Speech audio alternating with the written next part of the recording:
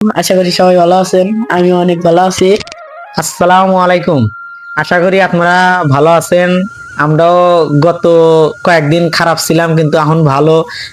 আমরা একটু ভিডিও করছিলাম জুনায়েদ আহমেদকে নিয়ে। সে হারিয়ে গেছিল, বাড়ির থেকে রাগারাগি করে চলে গিয়েছিল।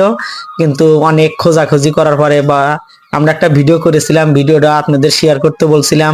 আপনারা শেয়ারও করছেন এবং প্রচুর ভালোবাসা দিয়েছিলেন। সেই ক্ষেত্রে আমরা শনিবার দিন জুনায়েদ আহমেদকে পাচ্ছি, বা জুনায়েদ আহমেদের থেকে কিছু কথা শুনবো যে সে কিভাবে বাড়ির থেকে চলে গিয়েছিল, বা কি জন্য গিয়েছিল, আর এতদিন কোথায় আছিল, কিভাবে ছিল, সে কথাগুলো জিজ্ঞেস করবো। আপনারা শুনবেন। আসুন জুনায়েদ, আসো। তাহলে তুমি দর্শকে কিছু বলো, কিভাবে তুমি গিয়েছিলে বাড়ির থেকে। সালাম দাও। আসসালামু আলাইকুম। আশা করি সবাই ভালো আছেন। আমি অনেক ভালো আছি। বাড়ির থেকে গিয়েছিলাম ঘুরতে আর কি, আব্বু আম্মু ঢাকা নিয়ে যায় না, সেজন্যই। কিন্তু না আচ্ছা, করে থামো। গেছি। আমি বলি, তোমার বাবা মা ঘুরতে নিয়ে যায় না, ঠিক আছে। তুমি বাবা মা বলতে যে আব্বু আমার ঢাকা যাওয়ার খুব ইচ্ছা, আমাকে একটু ঢাকা নিয়ে যান। তুমি এরকম না বলে যে গিয়েছো, তোমার বাপ মা বা তোমার আত্মীয় স্বজন অনেক কান্না করছে, অনেক দুশ্চিন্তা ছিল। তুমি এই কাজটা কিন্তু ঠিক করো নাই। হ্যাঁ, ঠিক করি না। এটা আমার মনের ভিতর থেকে আমি বহুত ভেবে চিন্তে বলেছি। 15 দিন যে বাইরে থাকলাম, তার মধ্যে 5 দিন রাস্তাঘাটে ফকির মিসকিনদের সাথে কাটাইছি। কাটানোর পরে তারপরে একটা বাসে ঢুকে হেল্পারগিরি করে তাদের আব্বু আম্মুকে আচ্ছা, ফোন দিয়ে কথাবার্তা বলে। আমি একটা কথা বলি, তুমি থামো। আচ্ছা, তুমি যে এই যে দেখো, তুমি বাড়ির ছিলে কত, মানে তুমি এক বাপের এক ছেলে। তোমার বাপ মা তোমাকে অনেক আদর যত্ন করে মানুষ করছে, মানে তুমি যে সেরকম যা খাইতে চাইছো, সুদা বাতালে তোমাকে ডিম ভেজে দিছে।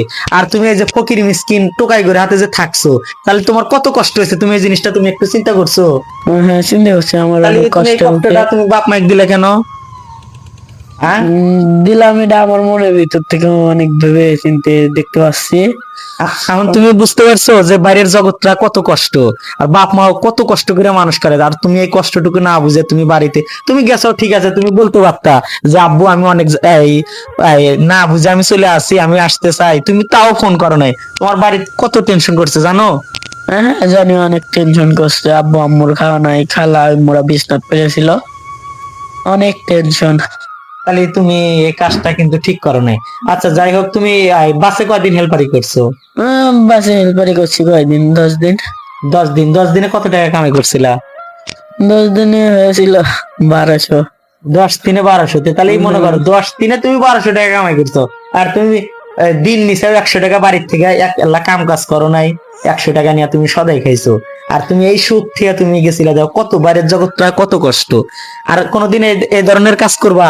না, আমি আর এই ধরনের কোনোদিন কাজ করবো না। হ্যাঁ, এই ধরনের কাজ করবে না। আচ্ছা, আমি বলি, এই ধরনের কোনো পোলাপান জানি এই ধরনের কাজ করেন না। বাইরের জগৎটা খুবই কষ্ট। বাপ মা যে এরকম আদর করে মানুষ করে, এটাই মনে করেন না বুঝে আমাদের সবচেয়ে বড় কিছু পাওয়া।